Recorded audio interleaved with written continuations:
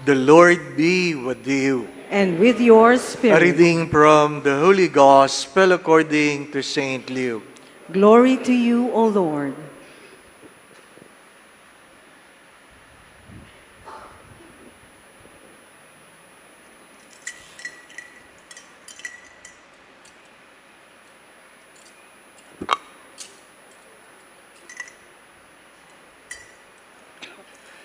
The shepherd went in haste to Bethlehem and found Mary and Joseph and the infant lying in the manger. When they saw this, they made known the message that had been told them about this child. All who heard it were amazed by what had been told them by the shepherds. And Mary kept all these things, reflecting on them in her heart. Then the shepherds returned, glorifying and praising God for all they have heard and seen, just as he had been told to them. When 8 days were completed for his circumcision, he was named Jesus, the name given him by the angel before he was conceived in the womb.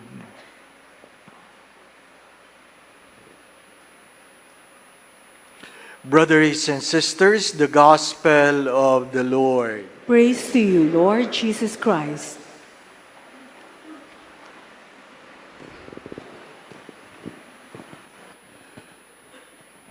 Ang malungkot na balita ay ang tindahang nagbebenta ng pampaswerte ay nalugi.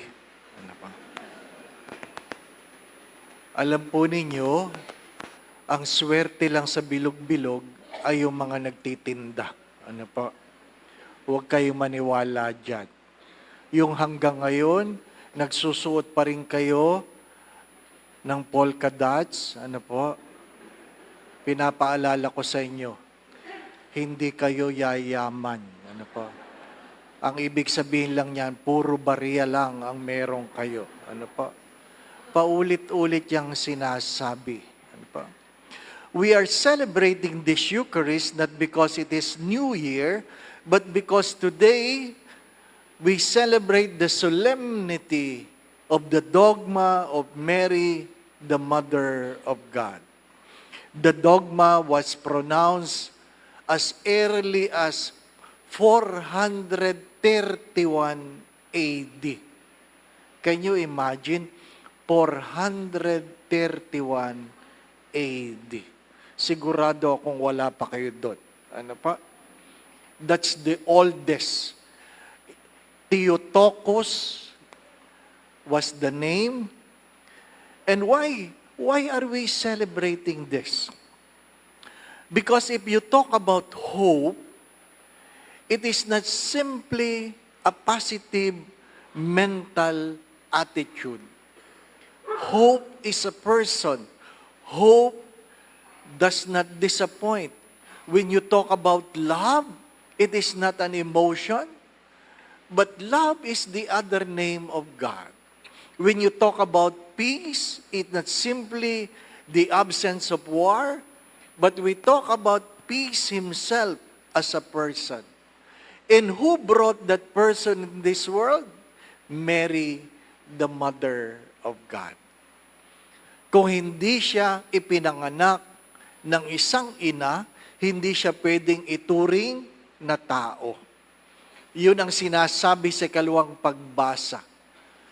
My dear friends, my brothers and sisters, the role of Mary as the Mother of God is a sole role that no one can take away from her. Siya lang yun. Siya lang yun. Ano po? Tayo rin, may kanya-kanya tayong nanay. Bagamat ang iba sa atin, namimili na wala naman talagang nakakapamili ng nanay. At wala ring anak na nakakapamili. Di po ba, ano?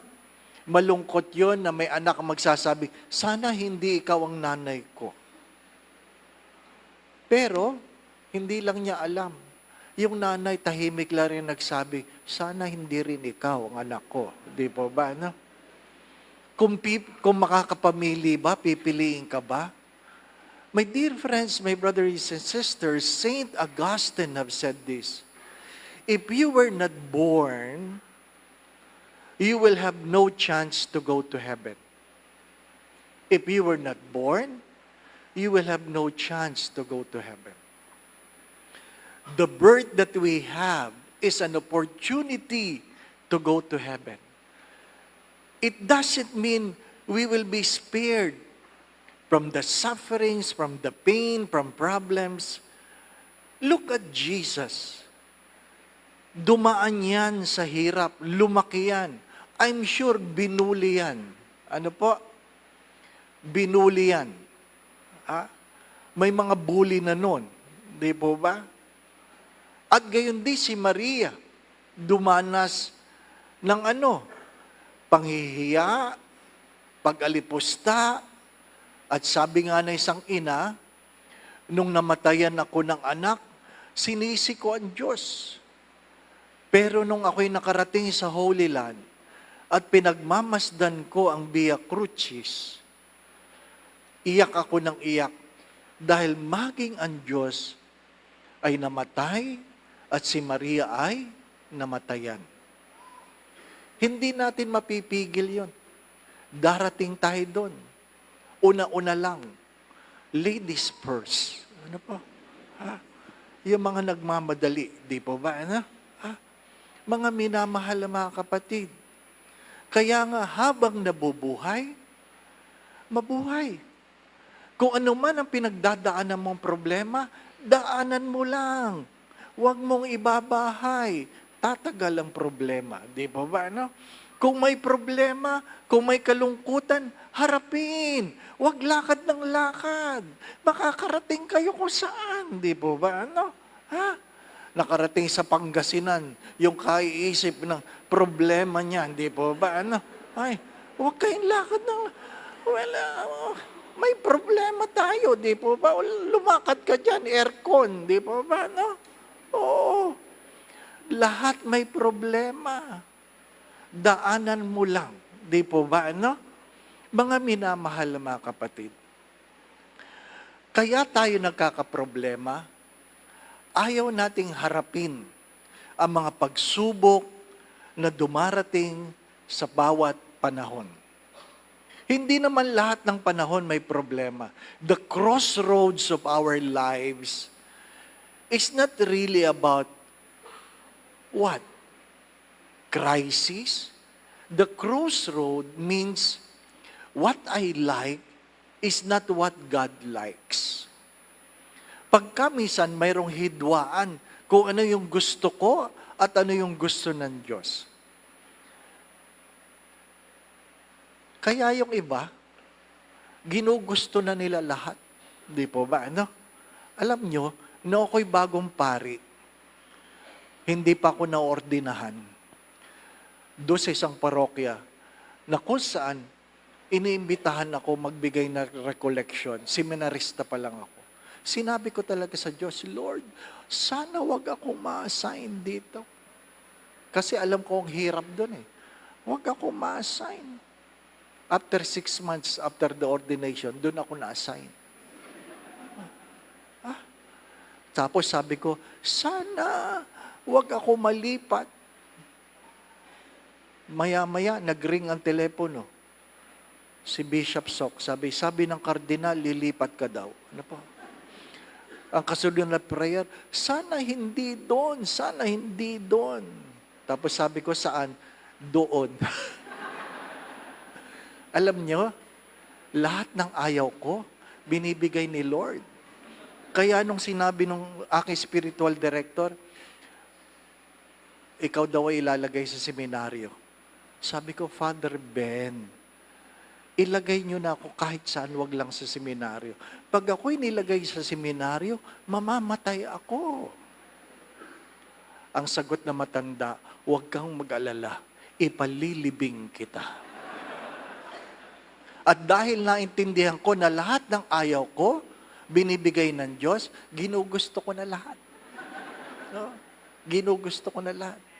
Bakit? Bakit mo ba problemahin? Nakikiraan lang naman tayo, di pa ba? At sa lahat ng pagsubok, Do not forget this. Sa lahat ng pagsubok, merong pagpapala. Hello? Huwag niyong kakalimutan ito. Sa lahat ng pagsubok, merong pagpapala. Huwag kayong aasa na kayo'y pagpapalain na hindi man lang kayo nasubukan. If you listen carefully to the responsorial psalm, it begins with the word, may God. Di po ba, no? May God. But if you go back to the first reading, the words of blessing did not begin with may. If you listen carefully, I hope gising pa kayo nun. Ano po? Hindi, palagi yung may the Lord bless you and keep you. May the Lord make His face shine upon you and be gracious to you. May the Lord look on you and grant you peace. Mali. The prayer started, what? The Lord bless you. Hindi mo sinasabi, hari nawa. Hari nawa. The blessing is already pronounced. The Lord bless you and keep you. The Lord keeps His face upon you and be gracious to you. The Lord look kindly upon you and give you peace. Hindi sinasabi, hari nawa. Sa madalit sabi, sa simula pa lamang, ibinili na ng Diyos na ikaw ay pagpapalain. Pagpapalain. And the sad story nowadays, very few parents continue to bless their children. Kokonti na lang. Hindi na tayo nagpapamano. Hindi po ba, ano? Ha? Sabi doon sa isang kasal, nagmano yung lalaki doon sa magulang ng babae. Sabi nung nanay, pinapatanda mo ako. Oh, tinignan ko, matanda na naman talaga. Huh? Pwede ba? Di ba? Pag ikaw ay tumatanda, ibig sabihin, mahaba ang buhay. Walang mahaba ang buhay na hindi tumatanda. Kaya ka tumatanda, mahaba ang buhay mo. Ang sikreto ng mahabang buhay, maraming birthday. Oh, maraming birthday. Pero pag 70 na, wag nang magpa-party. Mag-birthday na lang. Hindi po ba, na? Yan naman nalaman ko lang sa mga kaibigan ko in chick. Pag 70 na, wag nang magpa-party. Kasi maingay. Sabi sa langit, ano na namang ingay dyan? Ano naman? At nalamang birthday mo, ha? Buhay pa pala yan. Huwag kayong masyadong maingay. Ano po? Ang mahirap nun, hindi ka nagbe-birthday. Nag-iingay ka, mura ka ng mura. Ano naman nagmumura dyan? Ha? Buhay pa yan? Oh. Baka hindi si Lord ang kumuha sa iyo, di po ba? Lahat may problema. Lahat may pinagdadaanan. Sabi nung isa, pang-4 na taong ko na sa Greenbelt Father. Ang sabi ko sa niya, ako din, pang-4 na taong ko na ito. Ano? Di ba? Pero binabalikan ko mga taon. Pang-4 na bagong taon, pang-4 na Pasko, 3 taon after my stroke. Di po ba, no? Mahalagang meron kang binabalikan upang meron kang dahilan na magpasalamat. The secret of a happy life is a grateful spirit.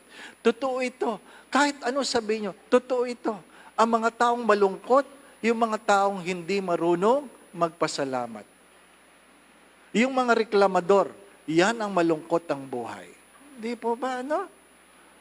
Yan ang malungkot. Reklamo ng reklamo. Yung mga anak na si dinami-dami ng pagkain sa lamesa, wala lang hotdog, wala tayong ulam. Anong tawag po doon sa iba? Di ba? Yung mga, sorry sa mga misis, ha? Sa dinami-dami ng damit, hindi kayo makaalis kaagad kasi wala akong may suot. Anong meron yan? Di ba? Ang dami nating reklamo, di po ba? Ano? Ha? Gusto mahal ang bag kahit walang laman, di po ba? Ano? Ang kakapal ng wallet, resibo naman. Di ba? Tapos na ang 2025. Tanggalin nyo na yan para mapaltan ng pera. Di ba, ano, nanay, no? Ha? Mga minamahal na mga. Learn to be grateful. Teach your children to be grateful. Di ba? Ang problema natin talaga, nakalimot na tayong magpasalamat. And please, please, in 2026, do not forget this. You cannot satisfy the hearts of ungrateful people. You cannot satisfy. You will never satisfy the hearts of ungrateful people. Sadyang yung mga taong hindi marunong magpasalamat, kahit anong inyong ibigay, kulang. Kaya, magbigay pa rin kayo. Kala nyo, ha? Pero yung mga nangungutang na hindi nagbabayad, huwag nyo nang pautangin. Oo. Lesson. Yung mga nangungutang hindi nagbabayad, huwag nyo nang pautangin. Bigyan nyo na lang. Para hindi kayo naniningil. Ano pa? Ngayon, yung may inutangan, siya pa yung natatakot siya. Alam mo naman, wala akong pera, singil ka ng singil. Nakakahiya ngayon maningil, di po ba? Ano? Kaya wag na kayo magpautang. Bigyan nyo na lang. Ano po? Bigyan nyo na lang. Ha? Sapagkat ang nagbibigay, higit na pinagpala. Ano po? Pag uwi nyo mamaya, magdasal. Magdasal. If the only prayer you know is, bless us, O Lord, so be it. So be it. At least it is, those are words of gratitude. Ano po? Sinasabi ko sa inyo, hindi lahat na nakakakain, may pagkain. Hindi lahat na nakakakain, may panlasa. Hindi lahat na nakakain, pwedeng kumain. At hindi lahat na nakakakain, merong kasalo. Ano po? Kaya, kumain mamaya. Ano po? Kumain. Oo. Kain. Bawal, Father. Kainin mo. Oo. Kakain ako ng bawal mamaya. Oo. Kainin mo. Minsan lang sa isang taon. Di po ba, no? Huwag mo lang sobrahan. Di po ba, no? Enjoy. Why? It is good to appreciate that up to now, we are still alive. Ano ang pinakamalaking biyaya? Buhay ka pa. Buhay ka pa. Ano po? Again, stop asking the question, kailan ka mag-aasawa? Ano po? Nananawagan ng mga dalaga, Father, i-homily mo naman ito. Ako na magsasabi sa inyo, pwede ba? Pinapakain na kayo? Nang-aabuso pa kayo? Di po ba? Huwag nyo nang tanungin ang anak ng host, kailan ka mag-aasawa? Ano po? Binapahintulutan ko silang tanungin kayo, kailan ka mamamatay? Walang pakialaman. Di po ba? Walang pakialaman. Buhay. Buhay. Ano po? My dear friends, my brothers and sisters, when my sister-in-law posted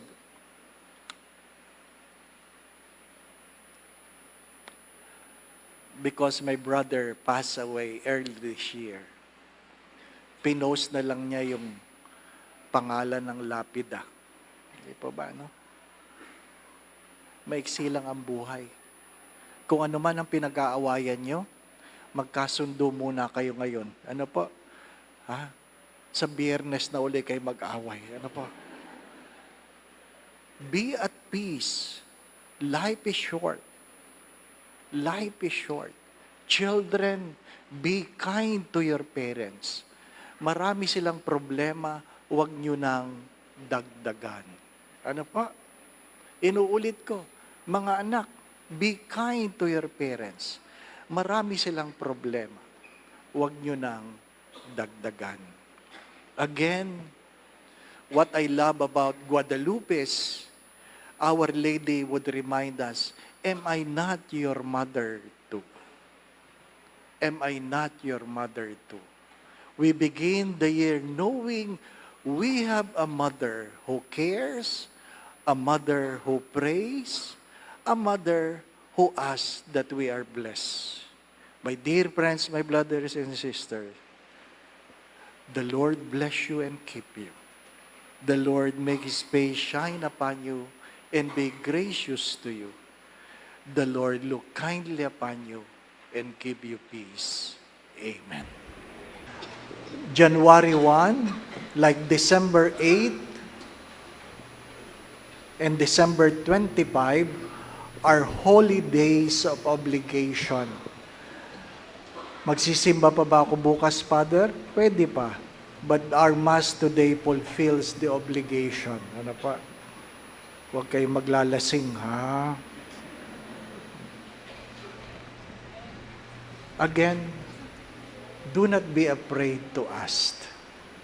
Let go of 2025. Begin with hope in 2026. Believe in a God who loves you more than you can imagine. Pahabol lang. Kahapon yata yun, a lady came. He was diagnosed with cancer. So she has to be operated this December. And because of that, she was unable to attend the Simbang Gabi. And she came and shared, because I was complaining about my situation and I heard your homily, you cannot question the ways of God. So I allowed the Lord to work in my life. I was operated. And after the operation, they found out that all the tumors are benign. Sana isulat nila, no? Para napopost ko.